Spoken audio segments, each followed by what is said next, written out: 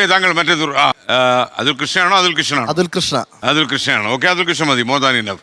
അപ്പോൾ താങ്കൾ എങ്ങനെയാണ് ഈ പ്രശ്നം നോക്കി കാണുന്നത്? ഞാൻ ബേസിക്കലി ഒരു സിവിൽ എഞ്ചിനീയർ ആയിരുന്നു.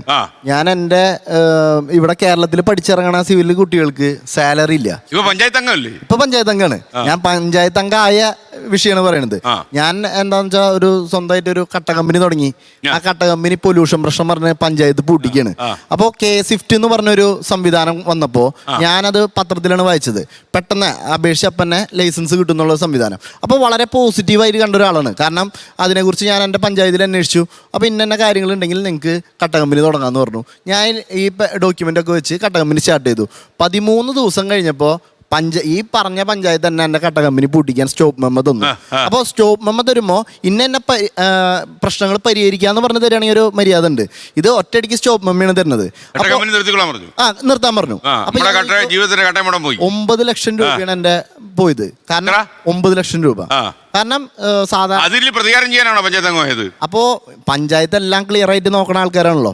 അവരുടെ കാര്യങ്ങൾ അവർ പക്കയായിട്ടാണോ ചെയ്യണമെന്ന് അറിയാനായിട്ട് പഞ്ചായത്തിന്റെ ഓരോരോ കാര്യങ്ങൾ ഞാൻ വീഡിയോ എടുത്ത് സോഷ്യൽ മീഡിയയിൽ വഴി പ്രചരിപ്പിക്കുകയായിരുന്നു. അപ്പോൾ എന്താ സംഭവം എന്ന് വെച്ചാൽ K-SWIFT ഉള്ള ആള് പൊല്യൂഷൻ എടുക്കണം എന്നാണ് പറയുന്നത്. അങ്ങനെയാണെങ്കിൽ പൊല്യൂഷൻ എടുത്ത് വന്നിട്ട് K-SWIFT കൊടുക്കാൻ പാടുള്ളൂ. ഇതാദ്യം സർക്കാരിൻ്റെ ഒരു ക്രെഡിറ്റിന് വേണ്ടി ഉടനടി K-SWIFT കൊടുക്കുന്നു.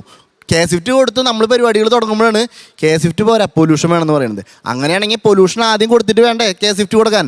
K-SWIFT ലൈസൻസ് ഉണ്ടെന്ന് പറഞ്ഞത് താങ്കൾ പഞ്ചായത്ത് അംഗമാകുമ്പോൾ ഇതെല്ലാം പൂർത്തീകരിക്കേണ്ടി വരുമല്ലോ. താങ്കൾ പുലിവാലി പിടിക്കാനുള്ള എല്ലാ സാധ്യതയുണ്ട്. അപ്പോൾ തീർച്ചയായിട്ടും, കാരണം പഞ്ചായത്തിൽ നടക്കുന്ന കാര്യങ്ങളും ഓരോ പദ്ധതികളൊന്നും പല ആളുകൾ അറിയണില്ല.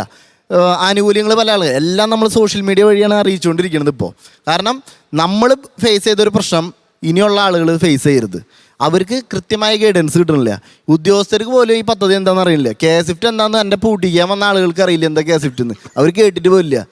ലോകത്തെവിടെയായാലും ഏത് സമയത്തും 24 വാർത്തകളും ഓഗ്മെന്റഡ് റിയാലിറ്റി പാക്കേജുകളും എക്സ്പ്ലെയിനറുകളും വിശദമായി കാണാൻ ഞങ്ങളുടെ യൂട്യൂബ് ചാനൽ നിങ്ങൾക്ക് സബ്സ്ക്രൈബ് ചെയ്യാം.